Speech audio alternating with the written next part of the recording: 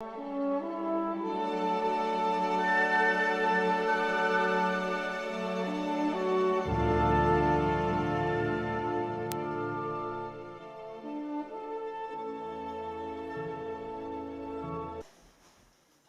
my name is John. Welcome to a cooking video.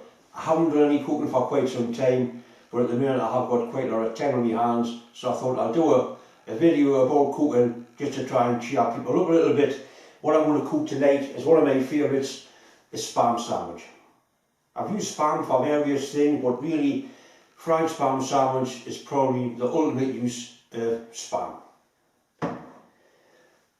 There's a little bit of engineering in the opening of the tin of spam. It's always been a bit of a pain to get out of the tin. You sometimes damage the product by getting it out. So I've devised a method which not only removes the spam from the tin, it also slices it.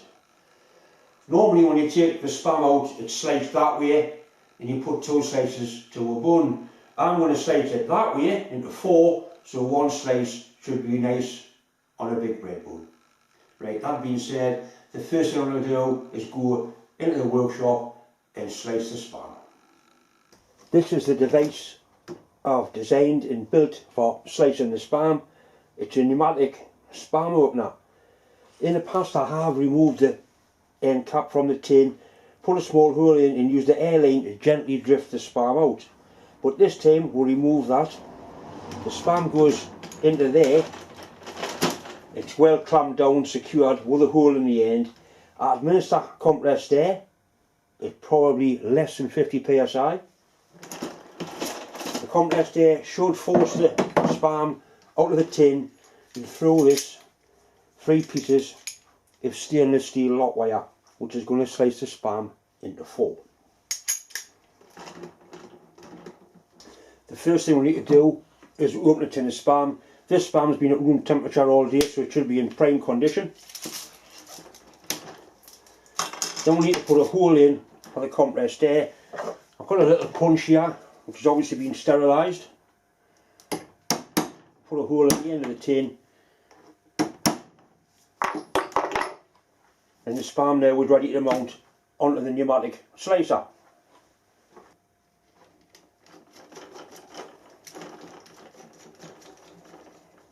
I have got runners on which make sure that the can is lined up nice and accurately with the cutting wires. You don't want uneven sized slices because people start to complain. Right, so that's quite firmly held down and I can get the air line into the little port there. Right, I think we're ready to go. I have got safety gear on, I've got eye protection on. I'll give it a try.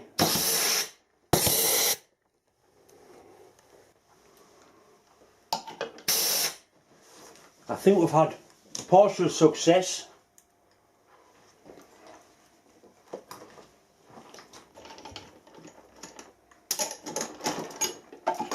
In fact, that is just about 100%. It's nearly all the way through.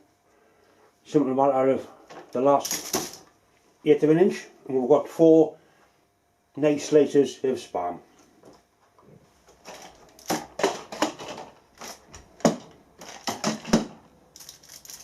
Absolutely spot on.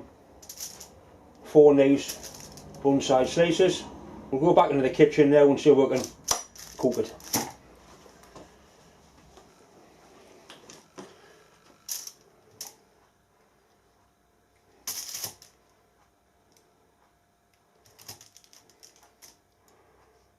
I aim for 11mm and they're all within.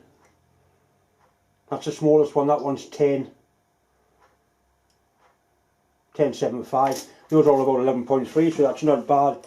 It means the spacing of the wires has worked out quite nicely. It's left a good finish as well. Time now to fry it. I'm going to use a non-stick pan. You don't need to put any butter or lard or margarine or oil in the pan. The spam's basically self-lubricating.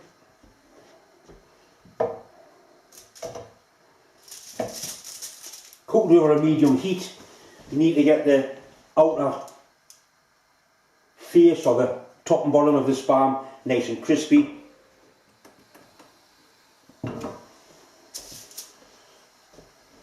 This is not health food. This is not healthy at all. But I'm sure every now and again a spam sandwich won't do you any harm. It's what I would call comfort food. And I'm sure at the minute we could all do with a little bit of comfort. I know I certainly could. The spam's coming on quite nicely. I'm probably able to hear it sizzling away there.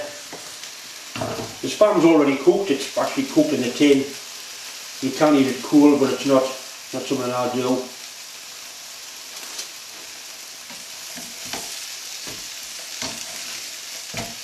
Starting to get a little bit of colour. You do get a beautiful golden brown colour when it's ready.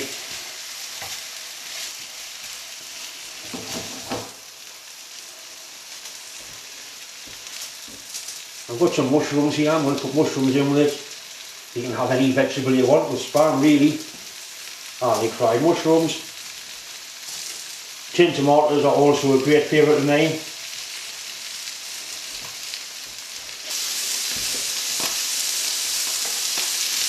This is just about done now.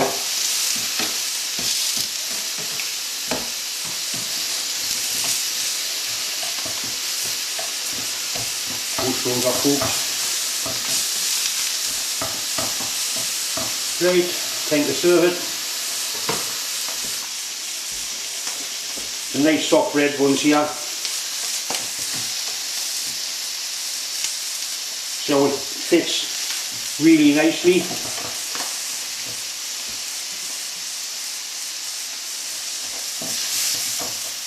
Some mushrooms.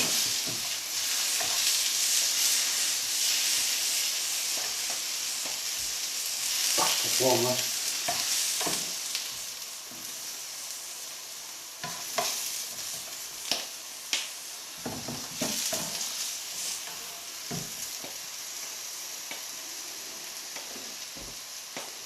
Just grab that bit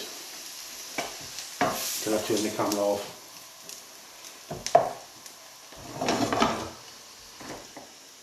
There you have it. You could put, some people put butter on here, I don't. Some people garnish it with various things. Personally I like a little bit of red sauce. So we'll put some sauce on and then we'll give it the taste test. Right, I decided to go for one red sauce and one brown sauce.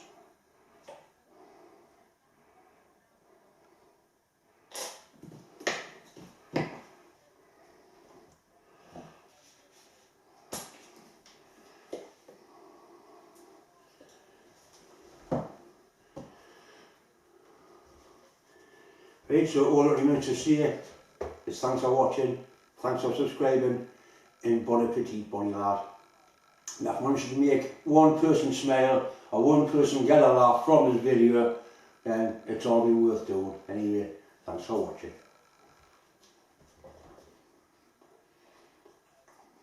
Absolutely stunning.